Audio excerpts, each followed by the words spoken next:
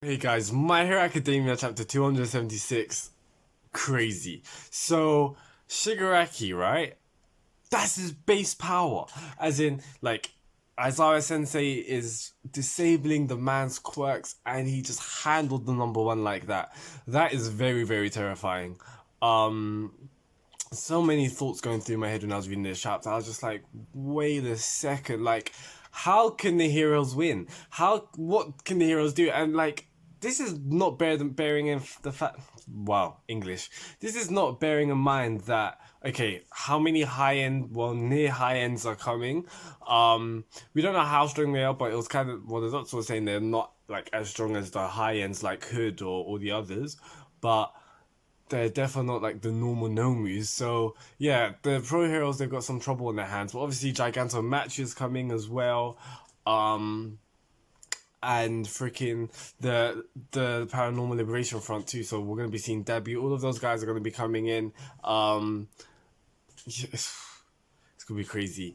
I gotta feel sorry for Endeavor, man. Like, Endeavor really is trying his hardest. I'm not gonna lie, okay, no, let me not even say Endeavor's trying his hardest. Endeavor's putting in work. Like, let's get it straight. Like, he's not a weak guy. And I think seeing Shigaraki being this strong, seeing the feats of like Shigaraki, seeing the feats of All For One, seeing the feats of All Might back in the day, like, you gotta always compare it back to Endeavor and be like, whoa, like it's crazy. Like obviously it's night and day, but when you think of All Might, when you think of All For One, now Shigaraki with All For One, all that kind of stuff, these guys didn't get to this natural strength by their own means.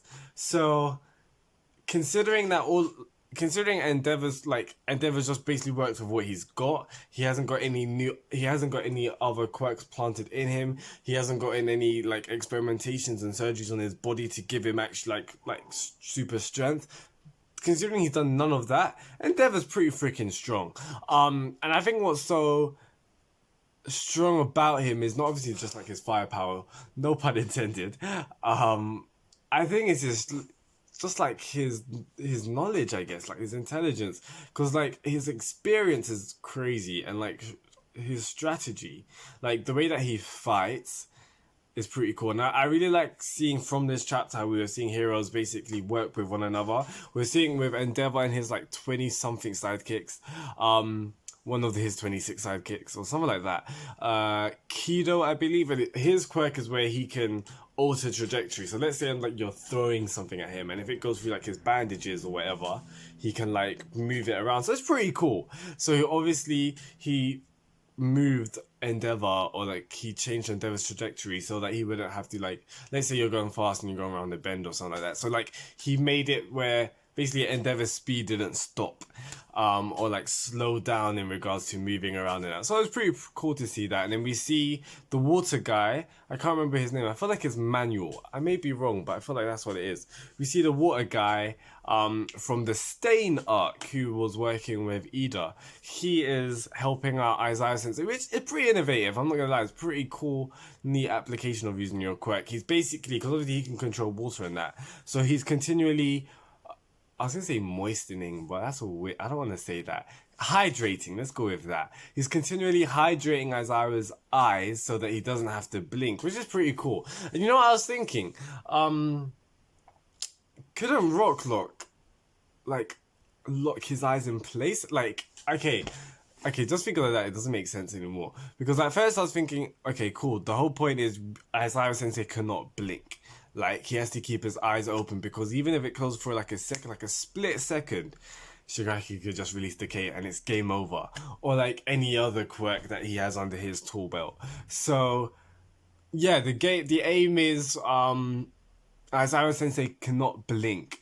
Now obviously Manuel's helping out superbly, and I was thinking maybe Rocklock as well can like lock his eyes in place. But if he locks his eyes in place, then he can't move it. And obviously Shigaraki's not exactly staying still right now, is he? And speaking of not staying still, Shigaraki comes straight in. He's just like, okay, cool. Like, no icebreakers, nothing. We're going straight in.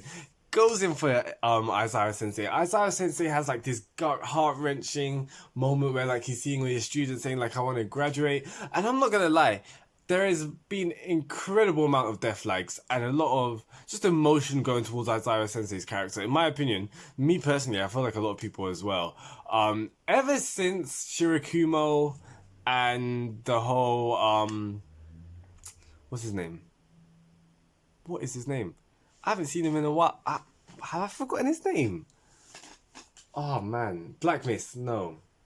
But yeah, you guys know what I'm talking about. Anyway, like Shirakumo and him, because obviously that is Shirakumo. So, Kurogiri, that's it. Oh, that was gonna annoy me. Yeah, so ever since like the whole Shirakumo Kurogiri kind of reveal, and like as I was sensing, was like crying and all that kind of stuff. Like there's been feels directed to this man. So like from like since then, kind of, and like throughout the whole series, Aizawa Sensei is like he's the prize guy. Every villain has wanted Aizawa Sensei, like overhaul. We find out that the Doctor wanted his quirk as well. So like, yeah, and just seeing this chapter, I'm just like, damn, are they really gonna kill my boy? And I feel like just seeing All Might and Eri in this chapter, normally that's like obviously Aizawa Sensei's job. In this, not as his job, but like normally like All Might was there to look after Eri, and obviously Aizawa was looking after Eri, but the fact that he's out there, All Might was kind of, like helping out. It's just like, whoa, is this what it would be like if Aizawa doesn't make it back? Kind of sad to think, because Aizawa Sensei, he's been there from the jump, and he's a very lovable character. Do I think he's gonna die? I think it's looking likely. Like, man, like guys, a lot of heroes are dying currently. Or they've been taken out of commission. Gran Torino says one line. I'm not gonna lie, I feel like Gran Torino's gonna die because he's been through it from like Shimura Nana.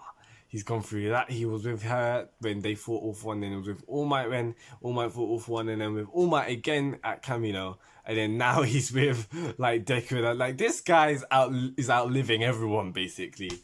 But part of me feels like Gran Torino's gonna take it. Gonna take a hit. Especially because the fact that Deku and Bakugo's like coming back in. By the way, Deku got there before Gran Torino, so that's crazy. We know that Deku can use 45%, but Bakugo wasn't like that far behind. Part of me feels like Bakugo's untouchable. I don't know why, but I just don't see Horikoshi killing off Bakugo. To be honest, I don't see Horikoshi killing off a Class 1A student, and if so, probably be Uraraka. Yeah, I don't know why. Yeah, but I just don't see Horikoshi killing off a student, in my opinion. I just feel like that would be like a bit like, whoa, this is crazy. But yeah, Bakugo's.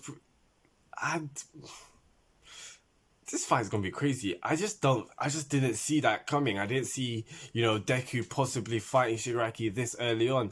And a lot of people are thinking this. Like, a lot of people just like, what's going on? Like, this is very endgame-ish. Not in the sense referencing Marvel, but like, as in this is like the end game, or is it not? I don't know. Like, a lot of people say we're nowhere near the end of this series because obviously Deku hasn't got his quirks and that. I really want an America trip, man. I want what All Might did. I want that to happen with like Class 1A. I want like Deku and Bakugo going. That'd be sick. But at the start of this chapter, they were like, "What's happening to Japan?" So I don't know if that was like a hint of like, internationally this is going to be referenced or like put all over the news internationally, because we do know that there's pro heroes in other countries, not there's pro heroes in America. Like it's been spoken of before, and I feel like there's a global hero agency. Oh, I may be wrong. I can't remember. I'm pretty sure. But yeah, so who knows? Like, maybe the fact that when the news agent or like the person in the helicopter said like, what's happening to Japan? Maybe like that's a hint of like worldwide coverage. And imagine like pro heroes from all over came in. I don't know if that would be the right move. It would be really, really cool. But I feel like that would be kind of rushed or a bit forced. But yeah, other than that, this chapter was really cool. We got to see Shigaraki basically just fighting off everyone. Just base level, and it was ridiculous when like he was standing on Endeavor and he was just like, is it this hand or is it that hand? I was just like, no, wait, like this is no. It was disgusting. Like that is so disrespectful. But just so eerie as well. Even the way that Horikoshi drew it, I was just like, is this My Hero Academia? I don't know. I just got some vibes. I was just like, whoa, that's crazy. But the fact that like that's the number one, guys, like that's not even Shigaraki using all his strength to take out Endeavor. The man was using no quirk, just base level. That is so scary to see. And Gran Torino said a comment saying like, what's the use of this hero saturated society if we can't do anything? Like obviously I'm paraphrasing, but like it hit me because if you think about it, obviously everyone's heroes, but not everyone's like extremely strong. Like you don't see everyone's not like at Endeavor's level, if that makes sense. Like you don't Manuel's not as strong as Endeavor. Rocklock ain't as strong as Endeavor. Like face the facts. So yeah, I don't know. It's intriguing to see that, and I feel like with the villains, a lot of the villains are pretty strong. You have like Gigantomachia, you've got Getten, who's just a beast. You have like Dabi. Yeah, you've got some pretty strong villains. Not to mention Shigaraki, but yeah, so it's not looking good for them. It really isn't. But I'm probably going to end this video here, guys. Please tell me your thoughts in the comments on what you think is going to happen. I feel like with the whole high-end stuff, why the heck's there a high-end dog? But anyway, yeah, with the high-ends coming in as well, it's not looking good for the pro heroes. I don't think what, can you really see Rocklock fighting a high-end Nomu or like a near-high Nomu? Of course not. So yeah, I think the big thing with Horikoshi is kind of being stressing, like implicitly, inadvertently, is the fact that like as you've been seeing heroes, they're doing a lot of teamwork because not one hero can do this alone unless if you're like Mirako.